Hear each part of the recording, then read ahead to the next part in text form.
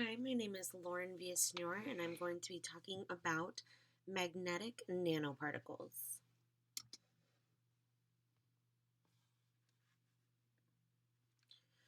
First of all, let's talk about what they are. Um, Magnetic nanoparticles are a specific class of nanoparticle that can be manipulated by using a magnetic field. They typically consist of two components, a magnetic material of some sort, iron, nickel, or cobalt, and then a chemical component that has some sort of functionality to it. The particles range from about 1 to 100 nanometers in size, and they can sometimes display super paramagnetism. Magnetic nanoparticle clusters that are composed of individual magnetic nanoparticles are known as magnetic nanobeads, and they typically have a diameter of 50 to 200 nanometers. The specific physical and chemical properties of these magnetic nanoparticles depend largely on the synthesis method and the chemical structure. So let's talk about the structure. Generally, you're going to start with a magnetic core of the MNP right there in the middle. Surrounding that is a biocompatible hydrophilic polymer um, coating, and then on that coating there's biocompatible hydrophilic polymer chains that sprout right off of that coating right there. Um, so they're typically coated. Um, they're so the biocompatible coating can be functionalized by attaching a carboxyl group, biotin, different amino groups. So from there, it just grows out. Inorganic coatings can also be used, but they're typically not unless you go ahead and go manipulate that. The binding sites from those functionalized attaching groups can go one of two ways. It can attach a biotargeting agent like antibodies, lectins, proteins, hormones, charged molecules, etc. Or it can be a drug molecule. And typically, these magnetic nanoparticles are very big in helping to transport and deliver drugs into a biological system. So, the properties and uses. So here we have the precursors, which is typically your nitrates, chlorides, sulfates, carbonates, and different organometallic compounds. That typically starts the magnetic nanoparticle. Then you go through the synthesis, and there's various kinds. There's high temperature synthesis, Sol-Gel reaction, um, microemulsion, sonolysis, and then from there, you can go ahead and modify the surface of that magnetic nanoparticle. You can add organic compounds, surfactants, polymers, silica, gold, and then depending on what modification of that surface happens, brings out the functionalization of that magnetic nanoparticle, whether it be for drug, peptide, ligand, antibody, RNA, DNA. These can go ahead and assist in the in the alteration of those different systems. So each step of the synthesis involves many different factors that must be considered first. The reason they have to be considered is because they can dramatically change the outcome um, to be to become as optimized or it can become as optimized in the early steps of the design. So you kind of want to pay attention to each step as you're designing these magnetic nanoparticles.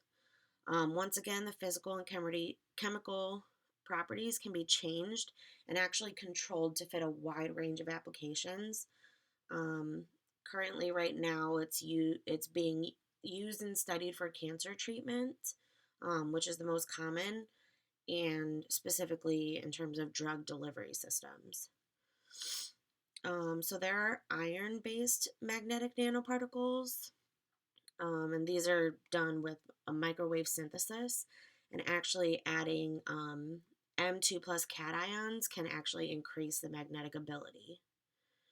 Then there's also cobalt based magnetic nanoparticles.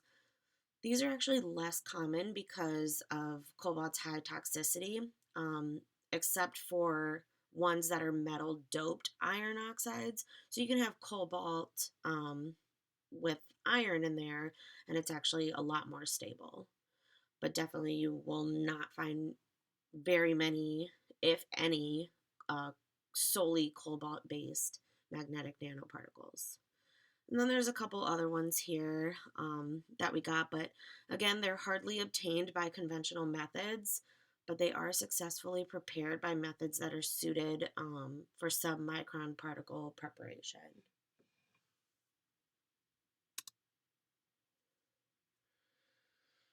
So here we start talking about the different synthesis methods and what they're used for.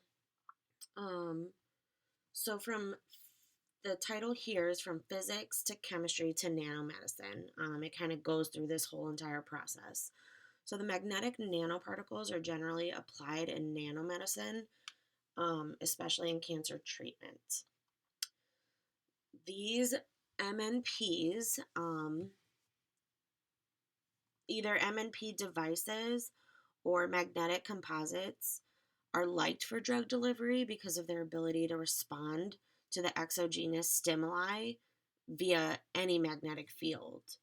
Um, they provide controlled drug release in spatial, temporal, and dosage controlled methods. They're used for targeted cancer therapy, um, and MNPs were actually used as drug carriers for doxorubicin, which is an anthracycline antibiotic with an anti-neoplasticity activity. Um, Also, MRI, sorry, magnetic nanoparticles are used in MRI based methods to control the doxorubicin delivery, and this is done by targeting the magnetic particles using antigen ligands. There's also MRI guided cell replacement therapy and MRI based imaging of cancer specific gene delivery. Paramagnetic nanoparticles and paramagnetic microparticles are used for diagnostic detection of specific types of cancer biomarkers, viruses, and bacteria. The physical design, and this sort of design synthesis on how you're focusing on the physical aspect of these nanoparticles.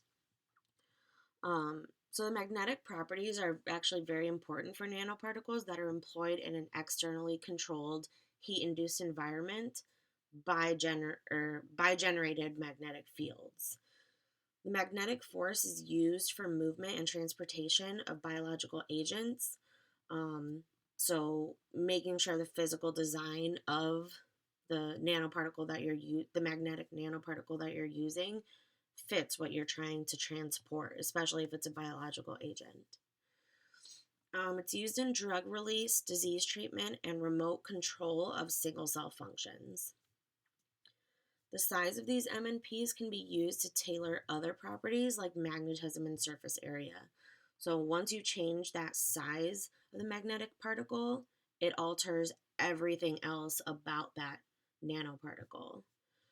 The organic phase synthesis is used to produce particles smaller than 20 nanometers. The major factors of this organic phase synthesis is the boiling point of solvent and the reaction time. Other physical synthesis properties, we have gold fabricated magnetic nanoparticles. Um, they actually have desired magnetic and optical characteristics. So typically you're going to find a lot of gold fabricated MNPs. Um, any metallic iron and cobalt fabricated MNPs allow for higher magnetization. So if your main goal is to focus on that magnetic field, you're going to want to use iron and cobalt in your MNP design. However, the drawback to this is they do need coating, some sort of coating on it to protect the magnetic nanoparticle from oxidizing. Then we also have platinum fabricated magnetic nanoparticles, and these are actually great contrast agents for MRI and X-ray CTs. There's also a wide variety of porous MNPs, and these actually have the same characteristics as the solid ones. However, they offer additional opportunities to store and release drugs. So these porous ones are typically used, especially a lot in cancer treatment. And now we have the chemical design. So there's two main strategies for magnetic particle functionalization, and that's what the chemical design focuses on.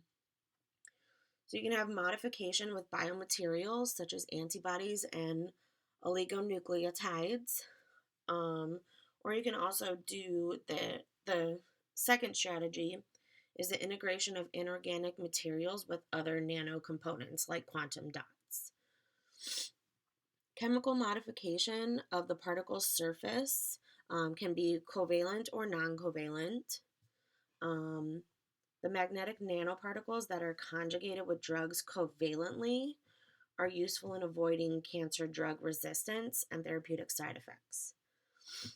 To have these covalent bonds, it's required, these covalent bonds are required to be responsive in a cellular environment when there's going to be a lot of changes in pH, temperature, or the possibility of being cleaved by enzymes.